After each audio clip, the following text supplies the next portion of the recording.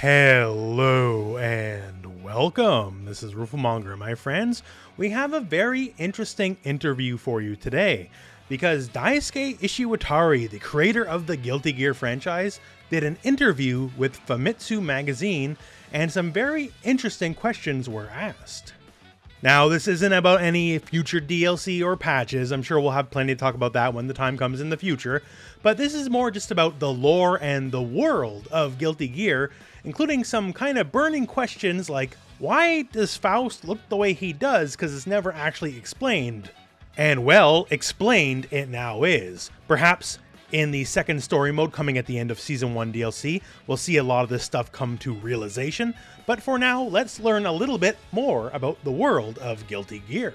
First, I do want to say a lot of this is machine translation, although some of this comes from one Terminal Emil, who definitely helped clarify a lot of this. So let's start with Faust himself, because that is one of the questions brought up. What exactly happened to him to cause such a drastic physical change in the character? Gone are the happy-go-lucky days for Faust. He definitely looks a lot worse for wear, for sure. It's stated that Faust simply is kinda going nuts. He's kinda reconciling his past self with his current self, because if you're not aware, his past self was a serial killer.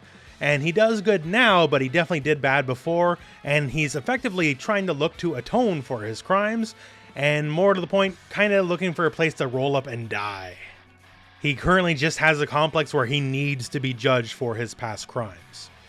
Daisuke states here, in an episode that is not currently depicted in the main story, so maybe a hint of what the next story mode will give us, but at one point there will be a tense moment where Faust's unconsciousness gets in the way of saving people, and past and present conflict, and basically has to come to terms with why he became a doctor to begin with. So there you have it. That is why Faust kind of looks the way he is right now, because we figured he was kind of having a bad day, but he's really having a bad day.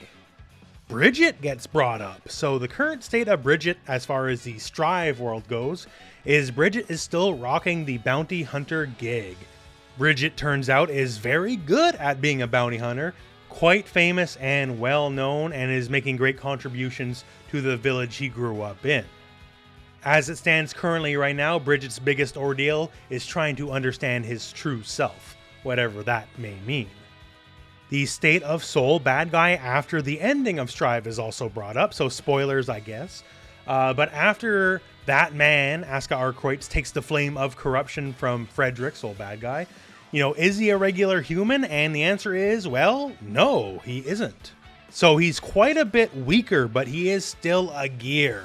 Daisuke doesn't state exactly how much weaker, other than apparently it's extremely low compared to the past, but considering Soul is basically unkillable as it currently stood, I would wager he's still a good deal stronger than the average person. But yeah, so he is more normal now, but he is still a gear and still a little bit different. The space shuttle you saw in the ending, I just assumed that's what sent Asuka Arquates, that man, up into space, but no. He was already there, and apparently Soul's building it to go visit him. So I guess Asuka, Soul, and Jacko, that's the Moon Gang, because they're all going to the moon. One of the things that was brought up was Axel's relative power to full power Ino from the end of the story mode, and roughly he's about as strong as she is, in that he can also rip the moon right into Earth. It's just he kind of doesn't have the smarts, the magic and physics knowledge to make everything not immediately fall apart. So if he tried it, he would destroy the world, unlike Ino, but he could pull it off. Effectively, he's managing his power through sheer intuition, rather than any amount of book smarts. And some other rapid-fire small stuff. The reason why Kai's electricity colors are different in Strive is purely just a readability thing for the game, has nothing to do with the plot. Yes, as shown in the end of the Strive story, Happy Chaos is still very much alive. However, we're not talking more about that just yet. Testament, who you see for like a split second during the ending, is now pretty much cool with humans. He's figured it out. In fact, he apparently now hangs out with Johnny every now and then. That's some of the more interesting lore stuff. Once again, there's a link in the video description to the interview. I didn't cover absolutely everything, but just most of the things that to me are kind of more burning issues slash interesting topics. Also, there's a whole segment of Daisuke just talking normally about the state of Guilty Gear Strive, so I would like to cover that just a little bit as well. So this comes from both Daisuke Ishiwatari and Kitano-san, who is also one of the main head honchos over with the Guilty Gear Strive project. So first off here, they're just very happy that the game is very well received. They obviously made a lot of drastic changes to the formula, and they're just quite happy with how everything turned out. And also, fighting games have long lifespans, and they got a lot to do, and they're going to try their best from now on, is what they're saying.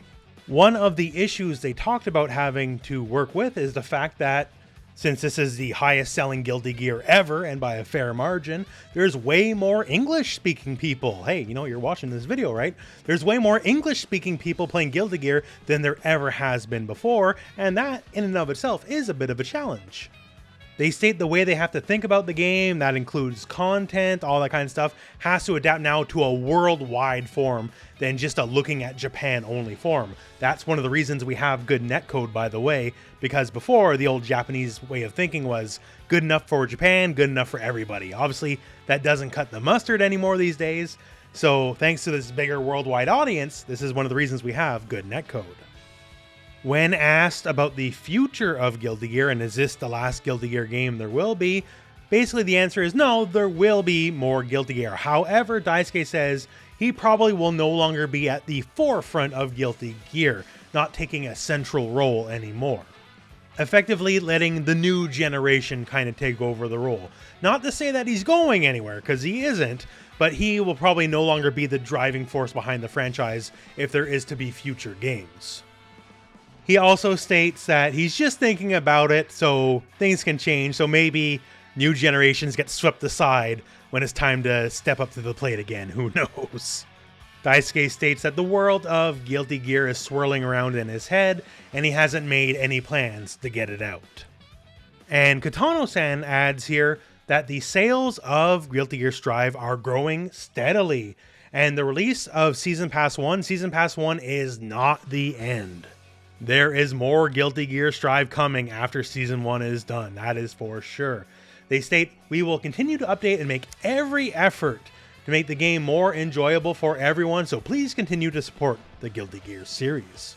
So all in all, some pretty good stuff from this interview. I'm very happy to see some of these little lore tidbits, and that's perhaps a little bit of a sneak peek of what will happen in Story Mode 2 whenever we finally get that sometime next year. And it's very reassuring that apparently the sales are very good. We already know, yes, this is the highest selling Guilty Gear ever, but highest selling Guilty Gear doesn't mean much compared to, like, you know, a highest selling Tekken or highest selling Mortal Kombat, right? But it's getting there apparently. Hopefully, before the year's over, we might see 1 million copies sold. That'd be a huge deal for what is otherwise such a little niche franchise like Guilty Gear. And the fact that, yes, we will have more support past Season 1, it's always nice to know that your effort and time into the game will be rewarded with constant support. But in the end, my friends, that is the interview. So once again, link in the video description. You will have to bust out some manner of translator unless you can read Japanese. But otherwise, hey, that is it for me, and that's it for the video. So thank you very much for watching. Hope this video has found you well. Go out and play some Guilty Gear.